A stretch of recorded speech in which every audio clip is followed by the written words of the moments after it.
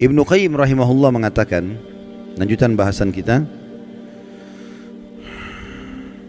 banyak kalangan salaf yang berkata,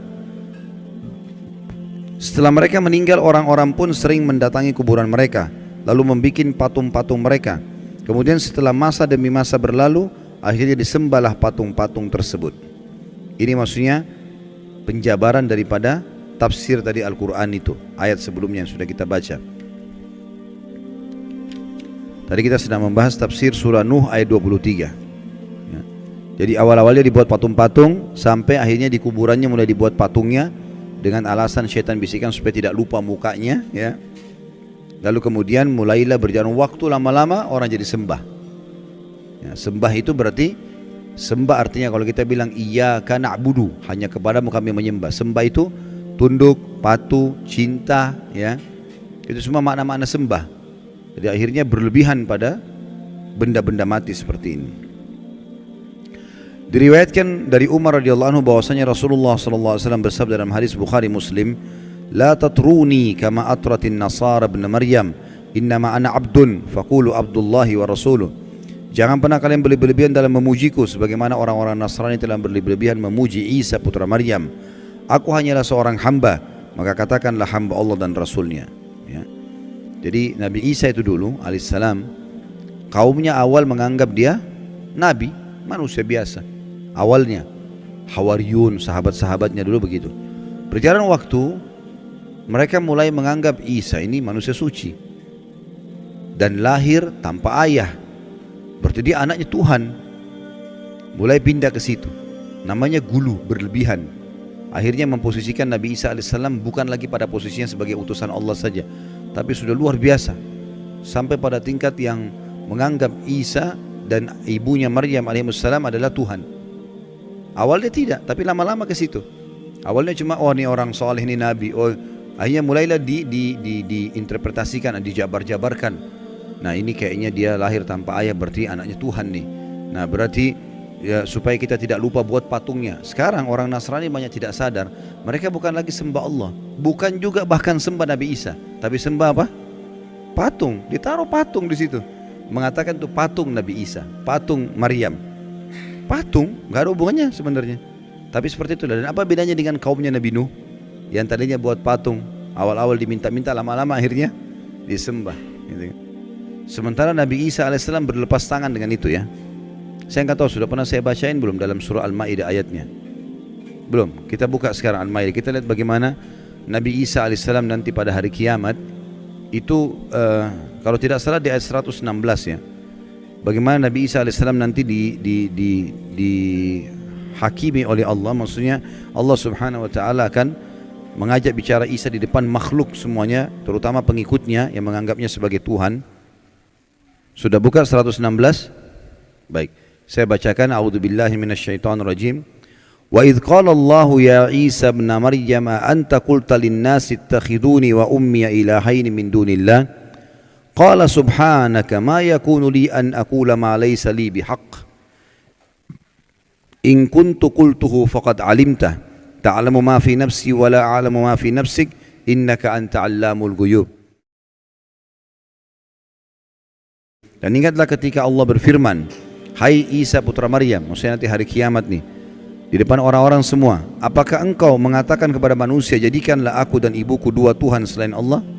Maksudnya ada Tuhan lain ya? Trinitas yang mereka bilang itu.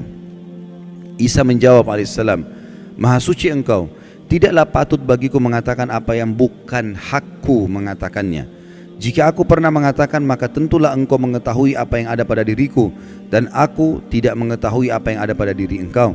Sesungguhnya engkau maha mengetahui perkara-perkara yang gaib. Lalu Nabi Isa mengatakan 117-nya, ma qultu lahum illa ma amartani bihi an i'budullaha rabbi wa rabbakum wa kuntu alaihim syahidan ma dumtu fihim falamma tawaffaitani kunta antar raqiba alaihim wa anta ala kulli syai'in syahid. Aku tidak pernah mengatakan kepada mereka kecuali apa yang engkau katakan kepadaku, yaitu sembahlah Allah Tuhanku dan Tuhan kalian. Ini ajaran Nabi Isa AS kepada orang-orang Nasrani. Enggak pernah dia bilang jadikan saya sebagai anak Tuhan, jadikan ibu saya sebagai Tuhan. Dan aku menjadi saksi terhadap mereka selama aku berada di antara mereka. Maka setelah engkau wafatkan aku, engkau lah yang mengawasi mereka, dan engkau adalah maha menyaksikan atas segala sesuatu. Jadi nanti pada hari kiamat, pernyataan Allah subhanahu wa ta'ala yang akan disampaikan kepada Isa alaihi salatu wassalam. Dan Nabi SAW mengatakan, jangan pernah kalian berlebih-lebihan dalam memujiku, sebagaimana orang-orang Nasrani telah berlebih-lebihan memuji Isa putra Maryam. Aku hanyalah seorang hamba. Maka katakanlah hamba Allah dan Rasulnya, ya, Abdullahi wa Rasuluh. Juga sabda Nabi SAW di dalam hadis riwayat Imam Ahmad, Tirmidzi, Ibnu Majah dari Ibnu Abbas radhiyallahu anhuman, bahwasanya Rasulullah SAW bersabda, iyyakum wal gulu fa innama ahlaka man kana qablakumul gulu. Jauhilah oleh kalian sikap berlebihan, karena sungguhnya sikap berlebihan itu yang telah menghancurkan umat-umat sebelum kalian.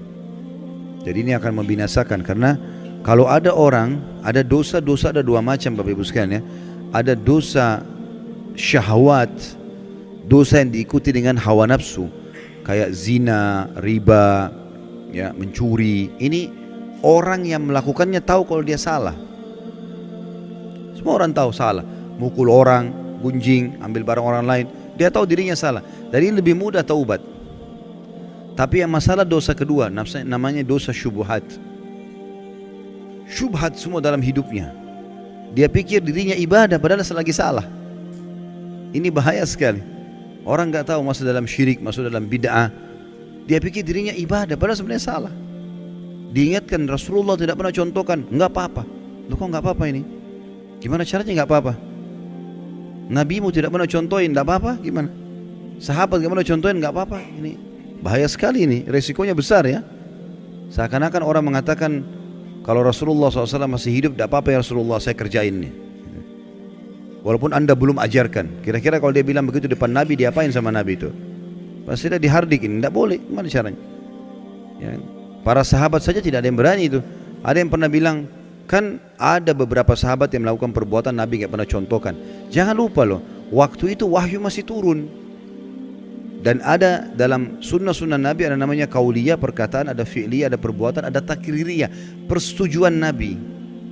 Kalau sesuai dengan wahyu, Nabi enggak tegur, Nabi biarin aja. Kalau dilarang, Nabi larang. Karena wahyu lagi proses turun. Kalau sekarang Nabi SAW sudah meninggal, agama Islam sudah sempurna, gitu kan? Untuk apa kita mengatakan boleh kita tambah-tambah? Kan jadi masalah. Syubhat jadi dia. Dia pikir dirinya ibadah padahal lagi salah. Kan ini jadi masalah ini. Habis waktunya bertahun-tahun dalam hal-hal yang tidak ada gunanya, gitu kan? Orang jaga kuburan, di situ dipakai kesyirikan. Orang minta-minta pada jenazah, dianggap dirinya ibadah. Duit ambil dari situ, hidup dari situ, ini kan masalah ini.